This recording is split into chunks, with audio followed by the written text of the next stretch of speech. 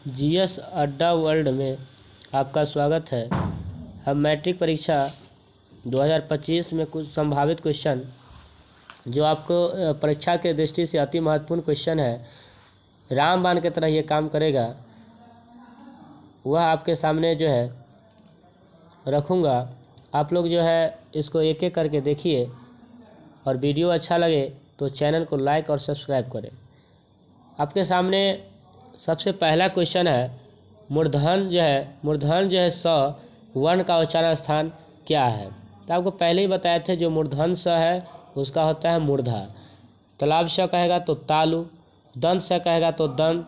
यहाँ पूछे हुआ मूर्धन स, तो मूर्धन स का उच्चारण स्थान क्या है। तो मूर्धन स का उच्चारण स्थान आपको मूर्धा है। क्या है?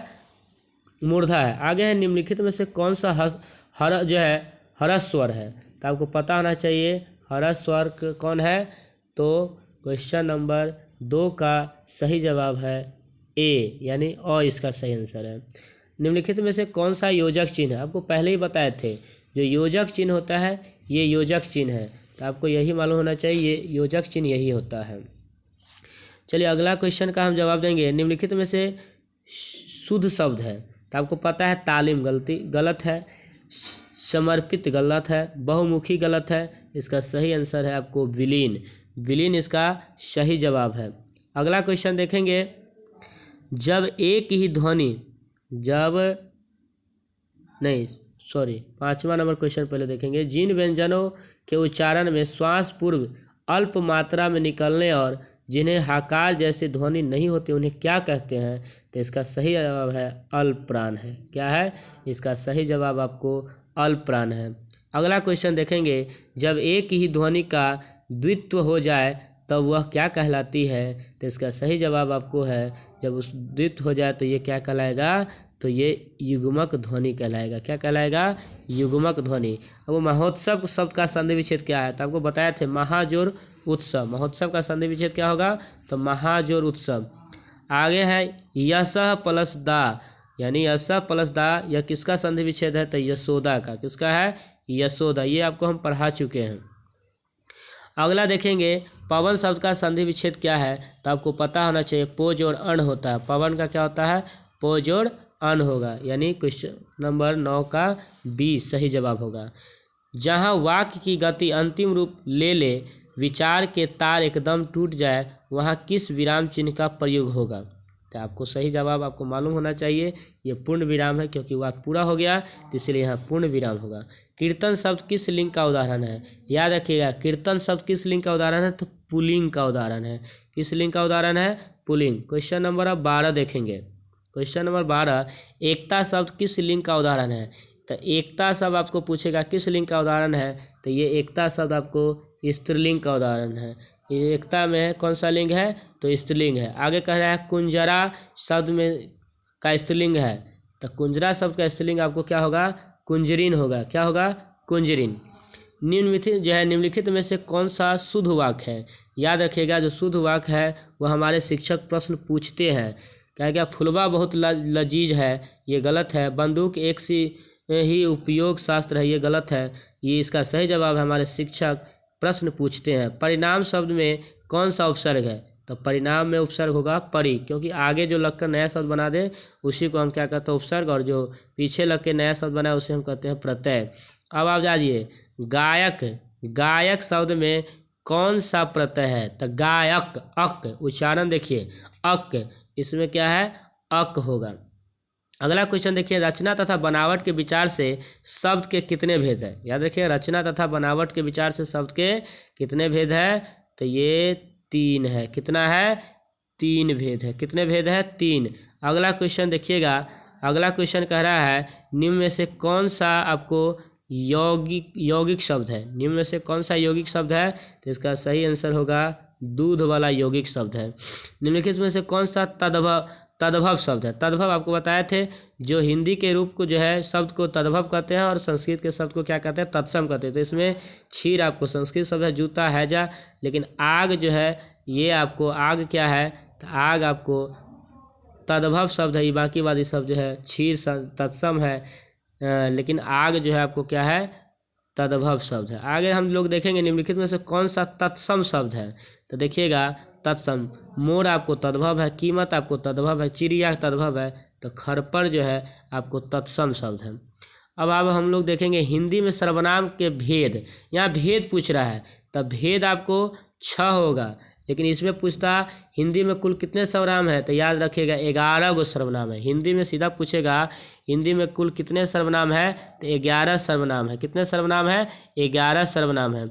अगला क्वेश्चन देखेंगे, कलम तोड़ना मुहावरे का क्या अर्थ है।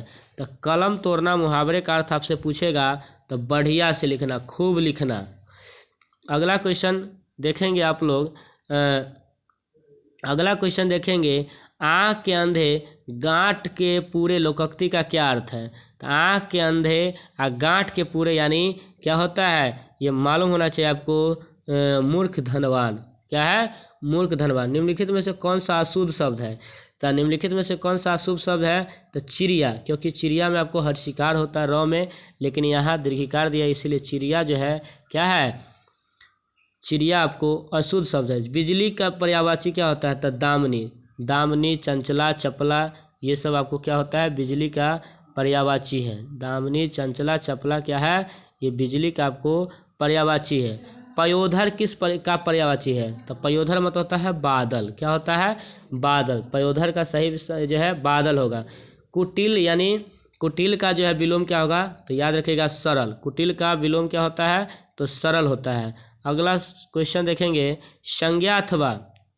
संज्ञा अथवा विशेषण के साथ क्रिया जोड़ने से संयुक्त क्रिया बनती है, उसे क्या कहते हैं। तो जो है क्या कहते हैं आपको मालूम होना चाहिए, तो इसको कहते हैं नाम बोध क्रिया। क्या कहते हैं, नाम बोध क्रिया।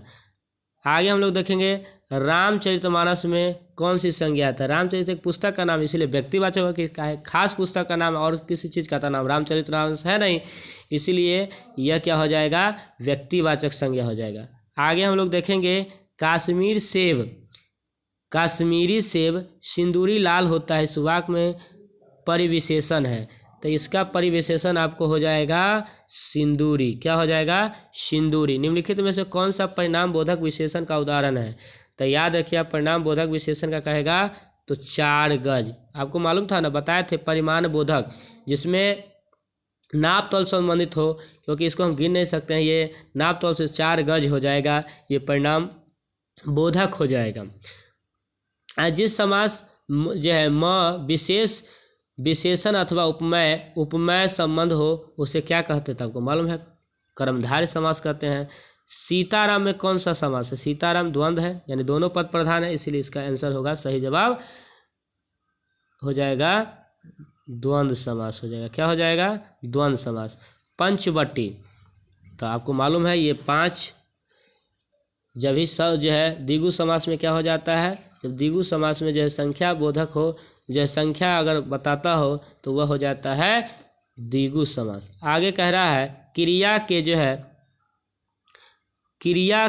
की विशेषता प्रकट करने वाला शब्द को क्या कहते हैं। तो इसका सही आंसर आपको पता होना चाहिए, क्रिया विशेषण कहते हैं। क्या कहते हैं, क्रिया विशेषण। अगला क्वेश्चन का हम जवाब देखेंगे, क्वेश्चन नंबर 38, निम्नलिखित में से आज्ञावाचक वाक्य का उदाहरण है।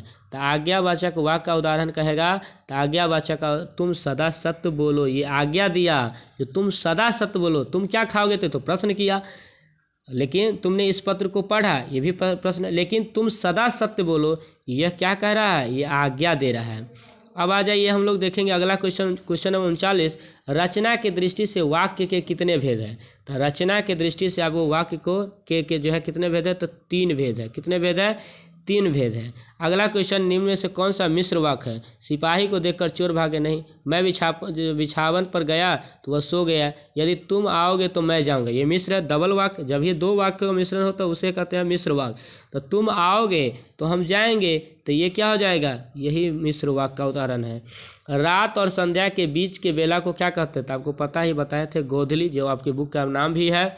अगला क्वेश्चन देखेंगे, अगला क्वेश्चन जो है, चिंता में रात भर जागना, इसका जो है किस मुहावरे का अर्थ है। तो ये किस मुहावरे का अर्थ, यानी मुहावरा का अर्थ दिया हुआ है, आपको मुहावरा बोलना है। तो इसका सही जवाब क्या होगा, तो इसका सही जवाब तारे गिनना। क्या हो जाएगा, तारे गिनना। शेर के समान बलवान किस पदबंध का उदाहरण है? तो शेर के समान बलवान किस पदबंध का है? तब विशेषण यानी विशेषता बता रहा है जो क्या है, शेर के समान बलवान है। क्या है? शेर के समान बलवान है यानी विशेषता बता रहा है। निम्नलिखित में से किसके साथ कर्ता ने चिन्ह का प्रयोग नहीं होता है? तो किसमें नहीं होगा? तो आपको बताएं तो भूलना। क्या हो जाएगा? इसका सही जवाब हो जाएगा भूलना। क्या हो जाएगा? इसका सही जवाब होगा भूलना। एक या अनेक का बोध कराने वाले शब्द को क्या कहते हैं?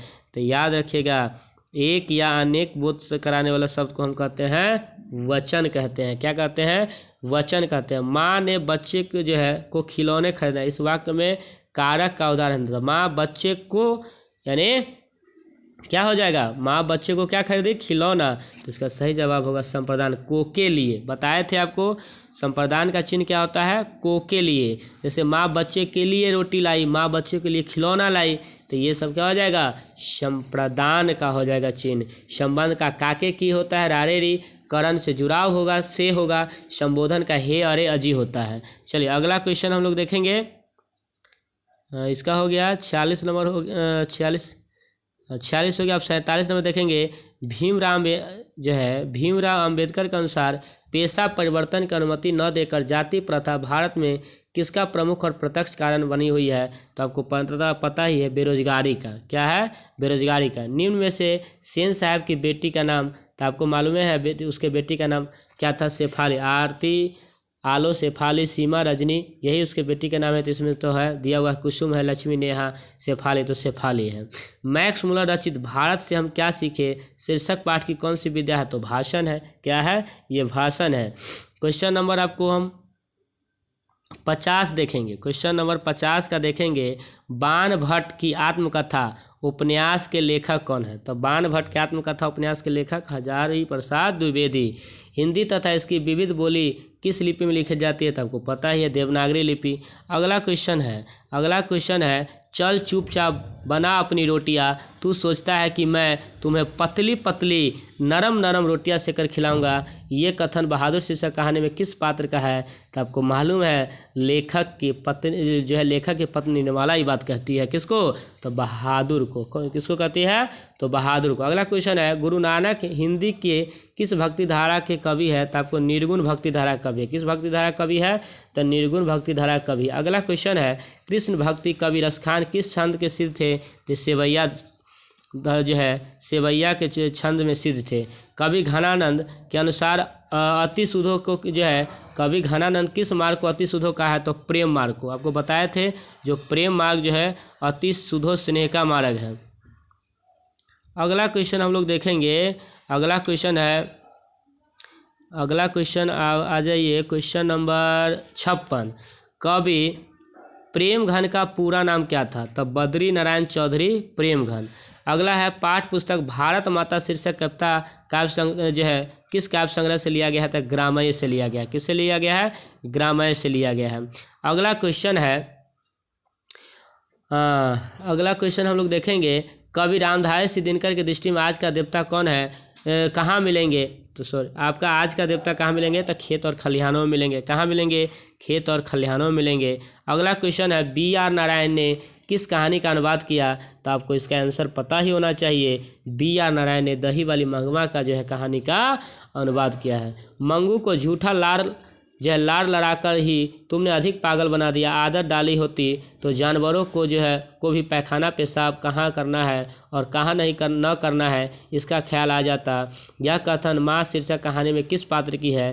तो आपको पता ही होना चाहिए। ये कहानी माँ जी के बड़ी पुत्री का है। किसका है? तो माँ जी के बड़ी पुत्री का है। अगला क्वेश्चन देखिए। टीले के ओर निकलते निकलते लक्ष्मी किसके इंतजार में कुछ पिछड़ गई? तो आपको इसका आंसर मालूम है, अच्युत के इंतजार में रह गई। जो अच्युत आएगा तो हम लोग चलेंगे, तो जब तक अच्युत आया नहीं और ये लक्ष्मी जो है पिछड़ जाती है। बली अमाल के गांव का नाम तो मालूम है, मुंडा डिपटी नाम है इसके गांव का नाम। आगे है धरती कब तक घूमेगी शीर्षक कहानी। कैलाश की पत्नी का क्या नाम था? तो ये भी पता है आपको, राधा। आगे है मानव का रचा हुआ सूरज मानव को ही भाप बनाकर सो गया। यह पंक्ति तो आपको मालूम है हिरोशिमा। हिरोशिमा किस देश में है? तो जापान में है।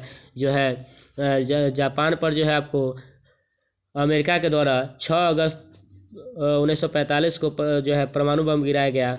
ठीक है, इसी हिरोशिमा की चर्चा किया गया है। तो कह रहा है मानव का रचा हुआ सूरज मानव को ही भाप बनाकर सो गया। यह जो है पंक्ति किस शीर्षक कविता से ली गई है? तो आपको मालूम होना चाहिए हिरोशिमा से ली गई है। अगला है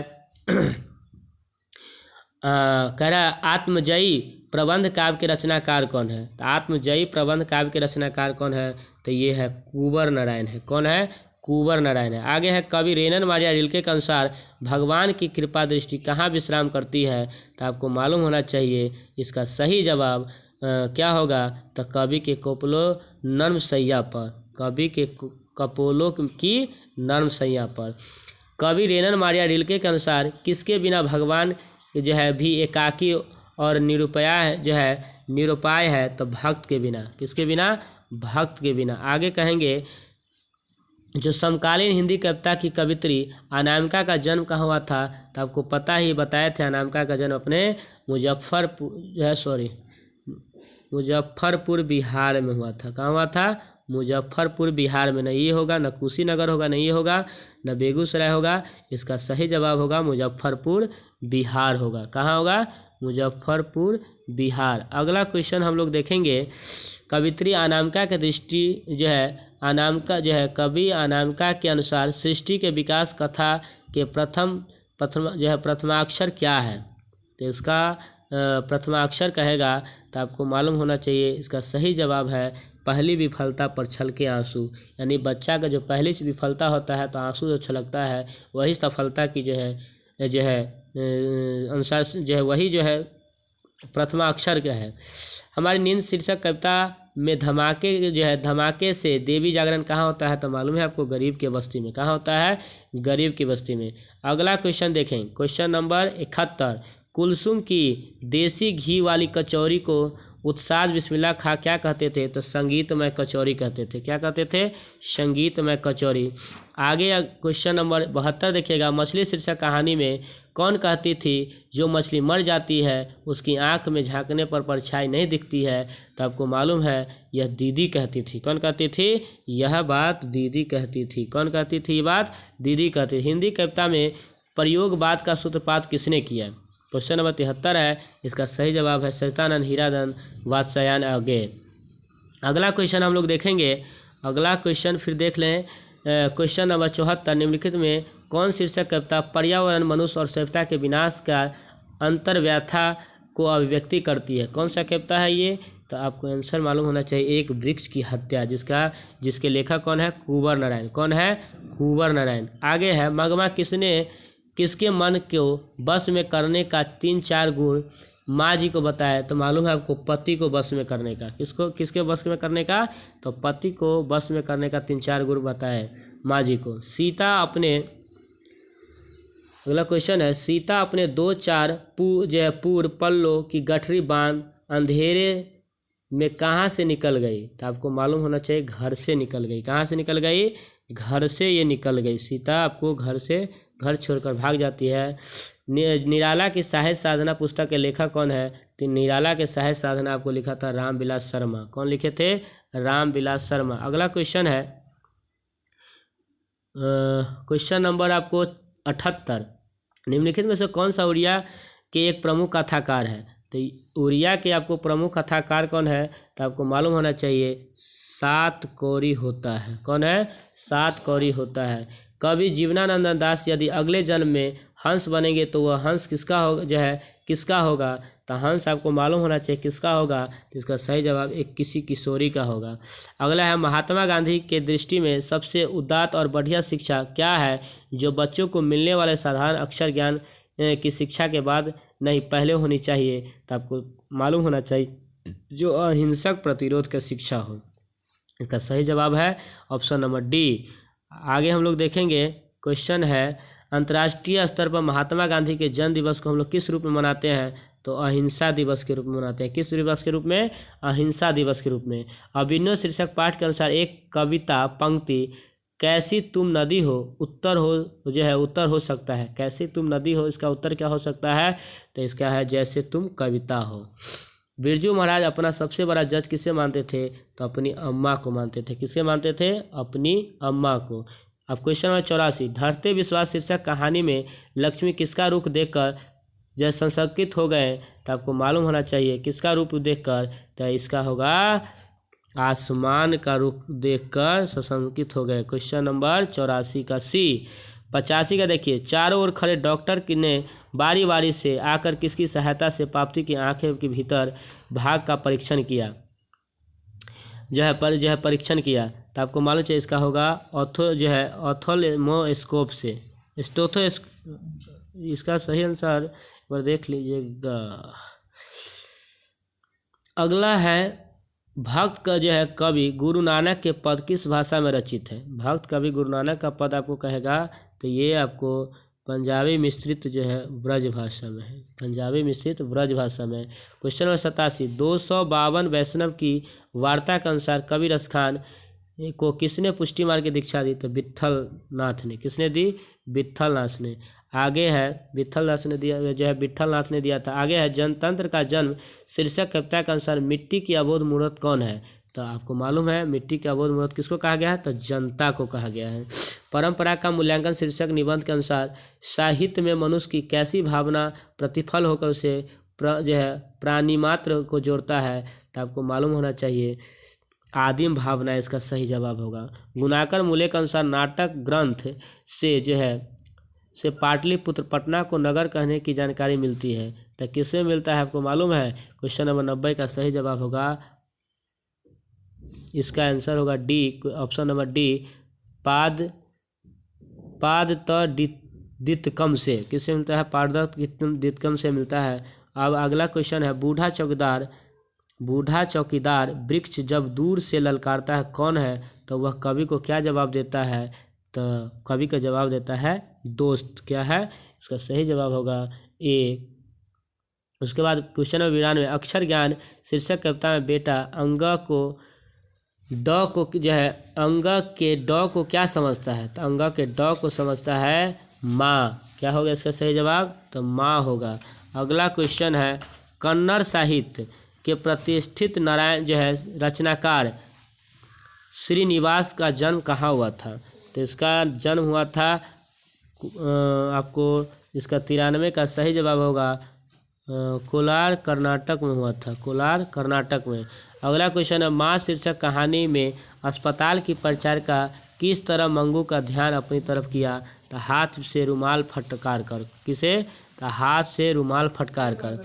अगला क्वेश्चन है, बिरजू महाराज की शिष्य रश्मि वाजपेयी रंग कर्म की किस पत्रिका का संपादन किए हैं, तो इसका सही जवाब होगा आपको क्वेश्चन नंबर 95 का, तो सी, लोक कला लोक कला। आगे है, कवि घनानंद किस मुगल बादशाह के यहाँ मीर मुंशी का काम करते थे, तो मोहम्मद शाह रंगीले के यहाँ। क्वेश्चन नंबर 97, मैक्स मुलर के अनुसार किस भाषा के अध्ययन से मानव जाति के संपूर्ण इतिहास को एक वास्तविक रूप में पहली बार प्रकट करके दिखाया है। क्वेश्चन नंबर 97 का सही जवाब होगा संस्कृत। आगे है, कवि जीवनानंद दास किस भाषा के सर्वाधिक सम्मानित एवं चर्चित कवि में से एक है, तो इसका सही जवाब हो जाएगा क्वेश्चन बांग्ला के। आगे है क्वेश्चन नंबर 99, नाखून क्यों बढ़ते हैं शीर्षक पाठ के अनुसार देवता के राजा का हथियार किससे बना किसकी हड्डी से बना हुआ था, तो दधीची मुनि की हड्डी से बना हुआ था। क्वेश्चन नंबर 100, निम्नलिखित में से कौन सा संस्कृत अंग्रेजी हिंदी फारसी तमिल और आदि अनेक भाषाओं का ज्ञान रखने वाला बहुभाषाविद थे, तो ये इसका सही जवाब हो जाएगा क्वेश्चन नंबर 100 का। क्वेश्चन नंबर 100 का जवाब होगा सहिष्ठानंद हीरानंद बादशाहयान। आगे तो यही 100 क्वेश्चन है। आगे हम लोग सब्जेक्टिव थोड़ा देख लेंगे, गाधांश आप लोग बना लीजिएगा, और इसमें आपको प्रदूषण पर निबंध ज़रूर थोड़ा देख लीजिएगा, मेरे प्रिय खेल पर देख लीजिएगा, ये VVI है। उसके बाद आपको थोड़ा होली पर भी इस बार देख लीजिएगा, होली पूछ सकता है, ये आपको VVI है। अगला क्वेश्चन है जो लघुत्तरीय, उसमें भीमराव अम्बेडकर, ये सही है एकदम, पूरा VVI है, ये भी VVI है। जो क्वेश्चन पर हम लगा रहे हैं टिक, उसको एक बार देख लीजिएगा, क्योंकि ये परीक्षा की दृष्टि से अति महत्वपूर्ण क्वेश्चन है, तो आप लोग इसको एक बार ज़रूर देखिएगा। फिर हम लोग आगे देखेंगे, बस इतना आप लोग देख लीजिएगा। अगर एक मिनट, आप लोग देखेंगे बड़े डॉक्टर ये भी आप थोड़ा एक बार देख लीजिएगा, जितना क्वेश्चन है एक बार आप ज़रूर देख लीजिएगा। और बस इतना ही, धन्यवाद। अगर जो है आपको वीडियो अच्छा लगे तो चैनल को सब्सक्राइब करें और बेल जो है घंटी का निशान दबाएं, क्योंकि अगले वीडियो फिर आने वाला है। परीक्षा के दृष्टि से हम अति महत्वपूर्ण क्वेश्चन जो है डालते हैं। अगर चैनल आपको अच्छा लगे तो सब्सक्राइब ज़रूर करें, दोस्तों को शेयर करें और लाइक करें। धन्यवाद। जय हिंद।